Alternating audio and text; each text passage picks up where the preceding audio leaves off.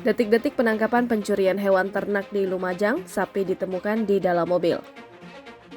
Beredar di media sosial video detik-detik penangkapan mencuri hewan ternak di Lumajang, Jawa Timur pada Sabtu 15 Februari 2023 sekitar pukul 2.00 waktu Indonesia Barat.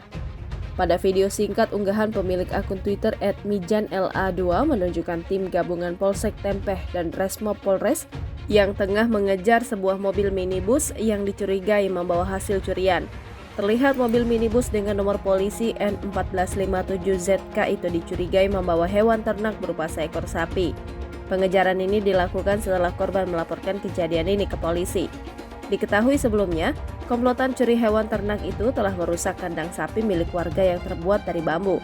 Dengan begitu, pelaku langsung mengangkut sapi yang tengah menjadi target operasi mereka ke dalam mobil dan melarikan diri. Usai laporan itu diterima, pihak kepolisian langsung bergerak cepat untuk menangkap pelaku. Setelah dikejar selama beberapa waktu, akhirnya pihak kepolisian berhasil menghentikan laju mobil para pencuri itu. Dikutip dari tribunmedan.com, sejumlah pelaku langsung diamankan. Para pelaku tampak tak berdaya ketika polisi meringkus mereka. Dari pengejaran, 4 orang pelaku berhasil diamankan, yakni N, SM, IN, dan TH. Saat pengejaran itu dilakukan, satu di antara pelaku berhasil melarikan diri dan kini berstatus buron. Seekor sapi jenis limosin berusia 1,5 tahun yang dicuri oleh komplotan maling sapi itu juga telah diamankan. Usut punya usut, ternyata sapi di dalam mobil itu ternyata milik dari nenek satu di antara pelaku.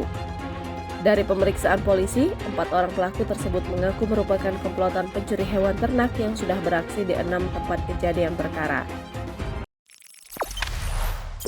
Jangan lupa subscribe, share, komen, dan like ya!